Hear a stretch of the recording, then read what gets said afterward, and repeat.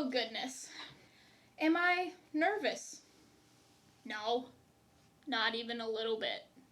I haven't brushed my teeth. Need to go do that. Hey everybody, welcome back to Whiskey Central. If you're new here, my name is Shayla. Am I recording? Hey everybody, welcome back to Whiskey Central. If you're new here, my name is Shayla, and today we are reviewing Maker's Mark 46. Let's get into it. Let's do this thing like a chicken wing. I'm ready. I hope you're freaking ready, because we're about to get into it. Also, guys, just bear with me. This is first unscripted video, so basically just pretend like I'm a new channel that doesn't know what I'm doing, because I don't anymore. Alright, let's get into it. Oh, that was a terrible pop. Let's try that again. It's not a real cork, so.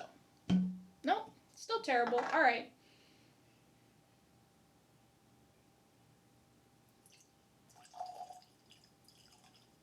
Yeah, alright. Ooh. First whiskey of the day. I just brushed my teeth. Don't judge me.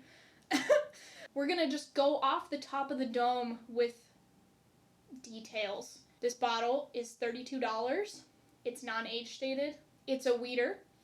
It's 70% corn, 16% wheat, red winter wheat, and 14% malted barley. Pretty sure. Finished for 3 months in a barrel that has deeply toasted French oak staves. Pretty sure I got that right. Yeah.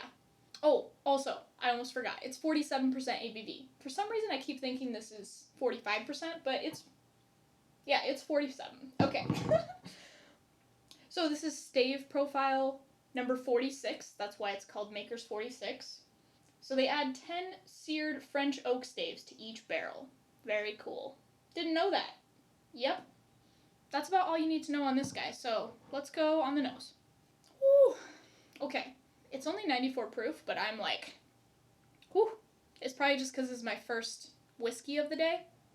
Patent pending, Matt SJ, spin job. And then it does have kind of like a wheater nose. I feel like it has a kind of that typical light wheater thing that you would expect from a wheater. It kind of reminds me of like one of those like Starbucks cheese danishes. It almost has like a butterscotch thing too, like a, I don't know, like almost that you like drizzled butterscotch over a cheese danish that had cherries on it. Yeah.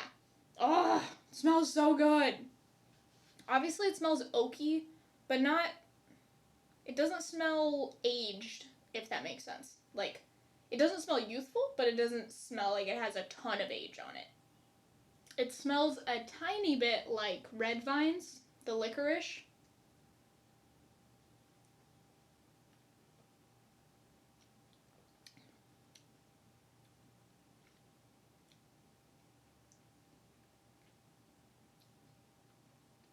I gotta say, that does not taste super great after brushing your teeth.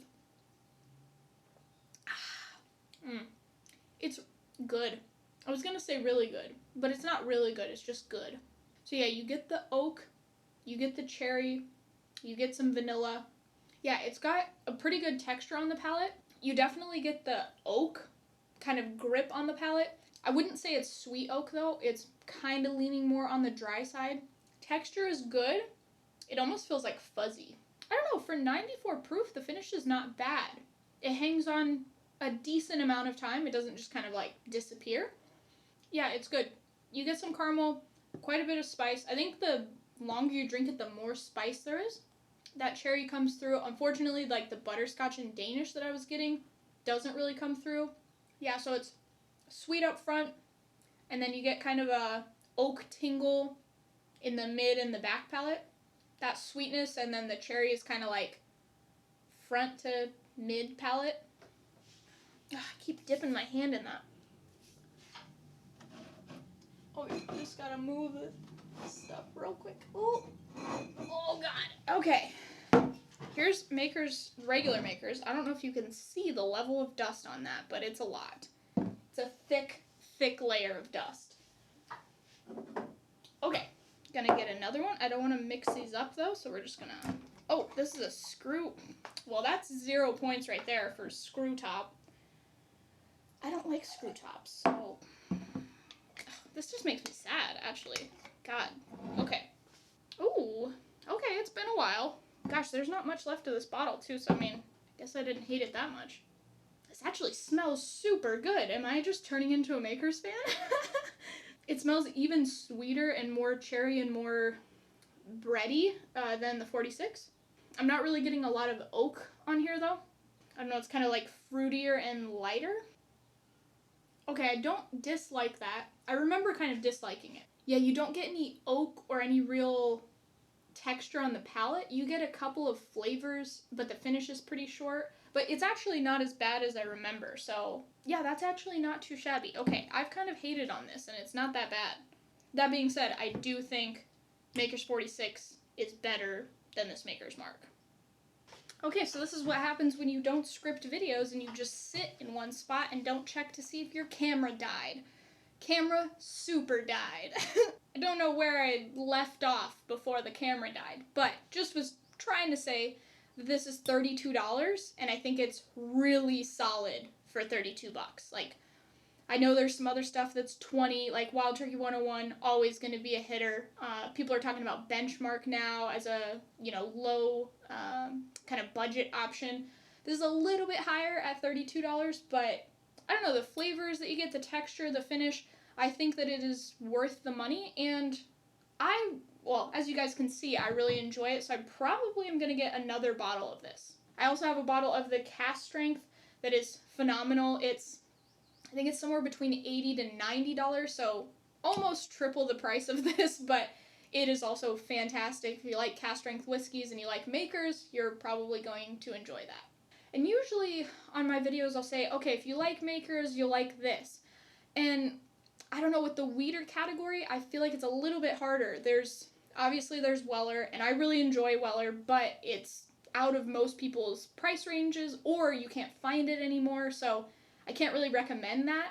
If you can find it, of course, Weller is going to be a good option. You're going to like it. There's Larceny. I don't really like regular Larceny. You got Old Elk and Rebel and stuff too now. The good stuff, though, is above this price range for sure. So, I don't know. If you only have 30-something... Oh, there's a car going by. But if you only have 30-something dollars to spend, I think this is where I would put my money.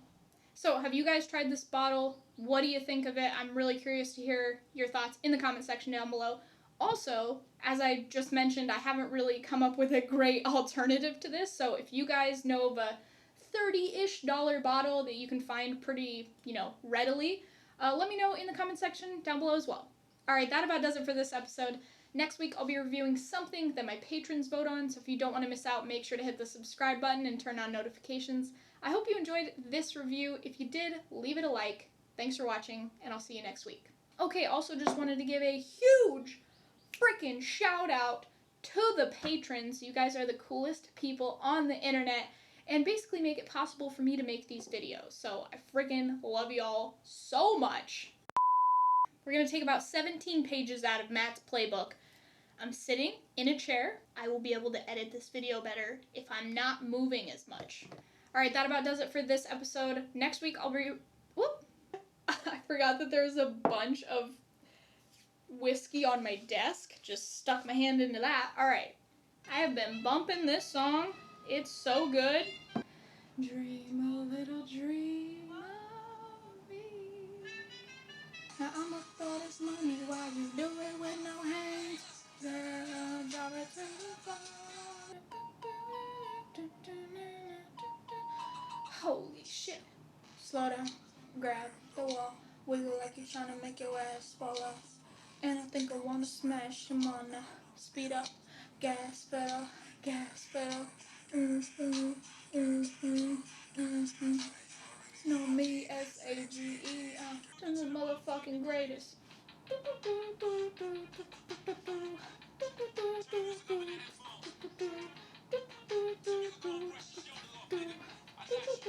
Whew.